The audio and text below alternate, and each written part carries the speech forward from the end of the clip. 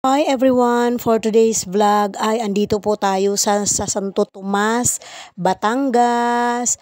Kaya naman andito kami dahil meron kaming ipapadalang gown ng aking apo na susuotin bukas sa photoshoot at ang aming ipinabash ship. So habang hinihintay namin ang bus ay andito po kami sa may waiting shed at sa antayan ng mga sasakay ng bus. Maraming nag-aabang para sa biyahe ng papuntang Quezon. Kaya naman as you can see, nakikita mo may mga sila o may mga pasahero na nag-aantay sa bus. Medyo matagal-tagal din ang aming pag-aantay dahil yung aming bus na dapat sasakyan sa gown ng aking apo or dapat doon namin ipapadala ang gown ay nasa Cubao pa po. Kaya naman, for the antay-antay kami para lang maipadala ang damit ng aking apo. At yan po ang bagahin na pinaglagyan ng gown ng aking apo na isasakay sa bus.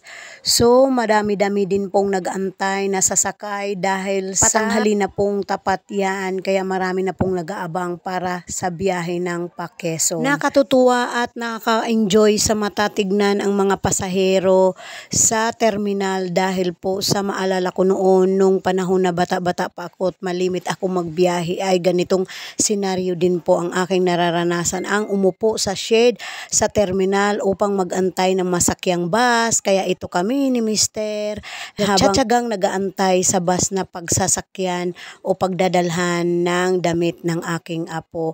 Kaya naman tiis-tiis pero hindi naman mainit sa panahon na yan dahil wala namang araw, walang init kundi mahangin pa, kaya nag-i-enjoy naman sa pag-aantay habang pinagmamasdan-masdan ko itong bagaheng ito.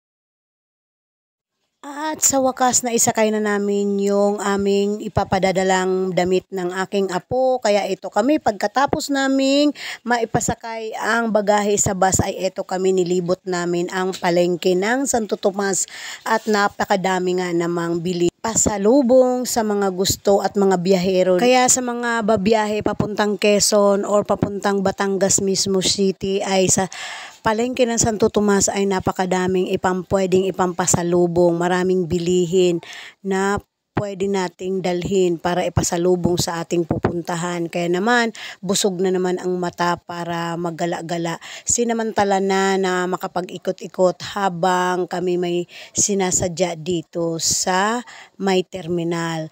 Pero sa aming pag-iikot at sa tagal ng pag-aantay ng bus ay kami ay nagutom kaya naghahanap kami ng makakainan. At habang kami naghahanap ng makakainan ay tumigil muna kami sa shop na ito upang bumili naman ng saging at mga maunting makutkot para sa pag-uwi sa bahay na makakain. Ilang taon din po akong hindi nakapunta dito sa palengke o sa may tapat ng terminal o sa terminal mismo ng Santo Tomas ay hindi pa ganito kadami o hindi pa ganito kalaki ang palengke at terminal. Pinagsamang palengke at terminal. I mean, yung palengke sa harap, yung terminal sa likod.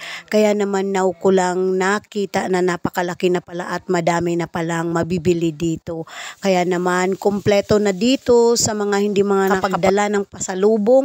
Pwede po kayong bumili ng pasalubong bago kayo sumakay ng bus. At ito na nga yung restaurant na ating kakainan dahil nga sa gaya ng sinabi ko kanina at nagutom kami kakaantay ng bus. Kaya ito pagkatapos naming maipasakay yung damit ng aking apo ay ito kakain na kami sa kantin na ito. In fairness naman ay maraming kumakain dito. Kaya naman nakita ko na malinis naman ang kanilang kainan. Yun lang for today's video. Salamat sa panunood.